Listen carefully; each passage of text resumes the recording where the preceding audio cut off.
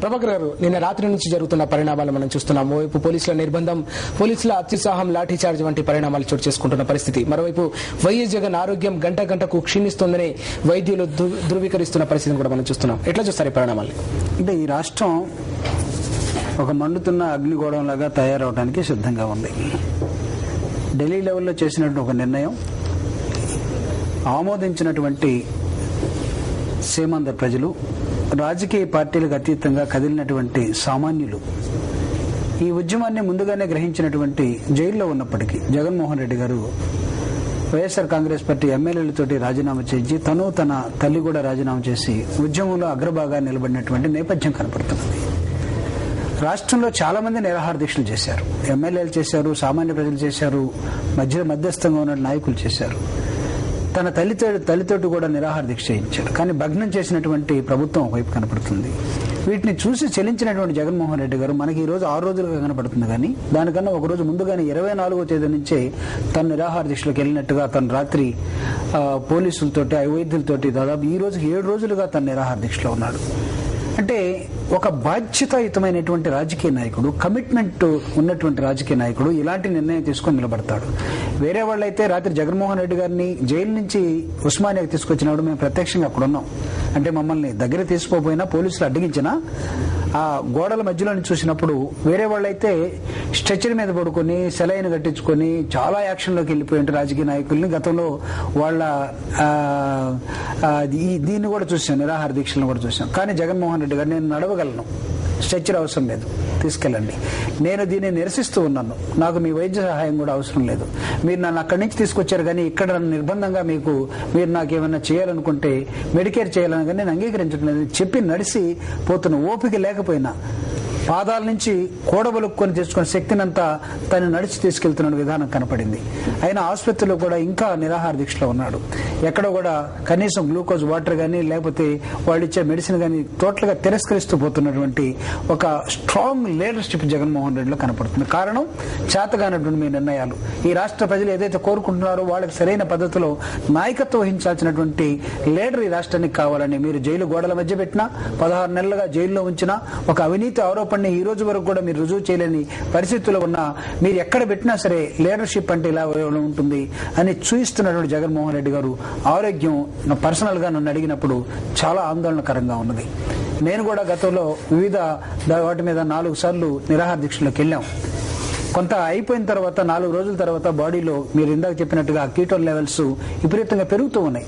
సముద్ర మట్టం తుఫాను వచ్చినప్పుడు ఎలా పెరుగుతుందో, లేకపోతే వర్షాలు ఎక్కువ వస్తే నాగార్జున సాగర్ లెవెల్స్ ఎలా పెరుగుతాయో, బాడీలో కీటోన్స్ పెరిగితే the impact of ketone levels kidneys మీద పడుతుంది, బ్రెయిన్ మీద పడుతుంది, మెయిన్ వైటల్ ఆర్గాన్స్ మీద పడినప్పుడు తెలియకుండా ఒక్కోసారి కోమాలోకి వెళ్ళిపోయే అవకాశాలు ఉన్నాయి, ఒక్కోసారి కిడ్నీస్ ఫెయిల్ అయ్యే అవకాశాలు ఉన్నాయి.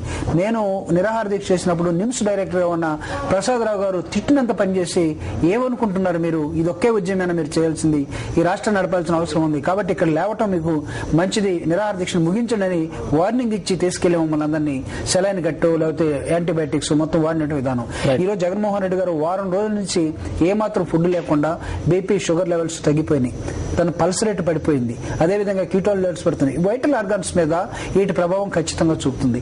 ఒకవేళ తను అదే లెవెల్లో ఇంకా నేను ఇట్లానే ఉంటా అనుకుంటే ఖచ్చితంగా తన ప్రాణానికి కూడా హాని కలుగుతుంది. ఒకవేళ ఇదే జరిగితే ఈ రాష్ట్రంలో ఉవ్వెత్తున లేచినటువంటి ఉద్యమం ఒకవైపు, ప్రజలు ఆందోళనతో ఉన్నటువంటి ప్రజలు జగన్ ఆరోగ్యం కోసం ప్రార్థిస్తున్న నేపథ్యం ఒకవైపు, వైఎస్ఆర్ కాంగ్రెస్ పార్టీ తమ నాయకుడు ఈ దశలోకి వెళ్ళినప్పుడు ఆందోళనతో ఉన్నటువంటి నేపథ్యం, సిటీలో ఈ రోజు సిటీలో ఉన్నటువంటి చుట్టుపక్కల వైఎస్ఆర్ కాంగ్రెస్ పార్టీ నాయకులందరూ కూడా ఒక సెంటర్లకు చేరుకుంటూ ఉన్నారు. సిటీలో ఉన్నటువంటి వైఎస్ఆర్ కాంగ్రెస్ పార్టీ కార్యకర్తలందరూ కూడా ఈ రోజు ఉస్మానియా హాస్పిటల్కి వచ్చారు, రాత్రి జైలుకు వచ్చారు. వీళ్ళందరూ కూడా కదిలి రేపు జగన్మోహన్ రెడ్డి గారి ఆరోగ్యం గంట గంటకు క్షీణిస్తున్న నేపథ్యంలో ఆందోళన చెందుతున్నటువంటి ప్రజలు కానీ, లేకపోతే తెలుసో తెలియకో ఒక నిర్ణయం చేసినటువంటి ఢిల్లీ పెద్దలు కానీ, లేకపోతే బాధ్యత వహించాల్సినటువంటి ప్రభుత్వం కానీ వీళ్ళు చూస్తూ ఊరుకుంటే, వాళ్ళ నిర్ణయాన్ని మార్చుకోకుండా లేకపోతే ప్రభుత్వమే దిగొచ్చి మాట్లాడకుండా జగన్మోహన్ రెడ్డి గారు ఆరోగ్యాన్ని గురించి చర్చించకుండా ఉంటే ఈ రాష్ట్రం నేను ముందుగా చెప్పినట్టుగా ఖచ్చితంగా ఒక అగ్నిగోళంగా మారే అవకాశం ఉన్నది.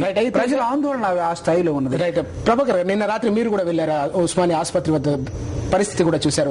ప్రభుత్వ నిర్బంధాన్ని, పోలీసుల నిర్బంధాన్ని ఏ విధంగా చూడాలంటారు? వైఎస్ జగన్ దాదాపు 6 రోజులుగా నిరాహార దీక్ష చేస్తున్న తన తనయుని చూసుకోవడానికి తల్లి వెళ్లిన సందర్భంలో కూడా ఆమెను కూడా అనుమతించని, కలవనీయమని ఒక పరిస్థితి మనం నిన్న రాత్రి చూసాం. దిస్ ఇస్ టూ మచ్ అండి. ది అదర్ డే నైట్ నేనున్న 10 గంటల నుంచి రాత్రి దాదాపు 2:30 దాకా అక్కడే ఉన్నాం.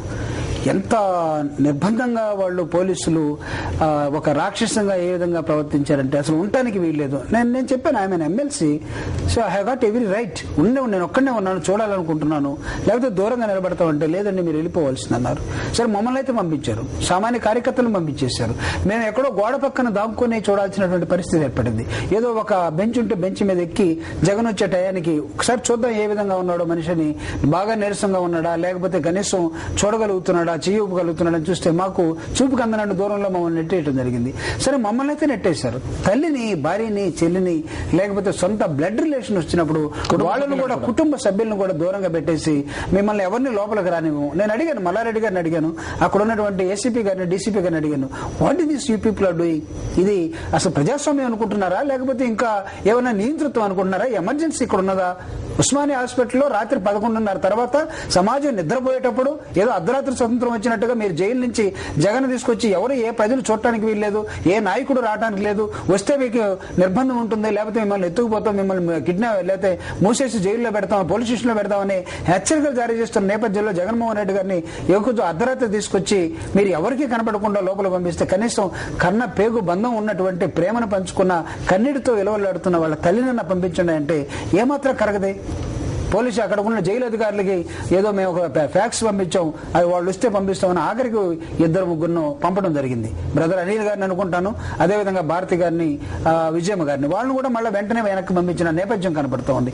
అంటే మీరు తల్లి నుంచి బిడ్డని, లేకపోతే బంధువుల నుంచి ఈ జగన్మోహన్ రెడ్డిని విడదీయాలని, సమాజం నుంచి జగన్ని విడదీయాలని, కార్యకర్తల నుంచి జగన్ విడదీయాలని ఏ తప్పు చేశాడని? ప్రభాకర్, ప్రధానంగా ఇలాంటి పరిణామం ఇది తొలిసారి కాదు. గతంలో మనం చూసాం, ఉప ఎన్నికల సందర్భంలో ఏకంగా సూట్ కేసులు తనిఖీ చేసిన పరిస్థితిని కూడా మనం చూసాం. వైఎస్ జగన్ ను అరెస్ట్ చేసిన రోజు అక్కడ నిరసన తెలుపుతున్న కుటుంబ సభ్యుల్ని ఈడ్చి పారేసిన సందర్భాన్ని కూడా చూసాం. బలవంతంగా అక్కడ నుంచి తరలించిన పరిస్థితిని కూడా చూసాం. నిన్న రాత్రి జరిగిన పరిణామాలను కూడా మనం చూస్తున్నాం. అంటే తాజాగా జరిగిన పరిణామాన్ని ఏ విధంగా చూడాల్సిన అవసరం ఉంది? లోకల్ గా ఉన్న పోలీసులు తీసుకునే నిర్ణయాలా, లేక ప్రభుత్వ పెద్దలు, ఉన్నతాధికారులు, పై స్థాయిలో ఉండే అధికారుల నుంచి కానీ పెద్దల నుంచి వచ్చే ఆదేశాల మేరకు నడుచుకున్నట్టుగా చూడాలి?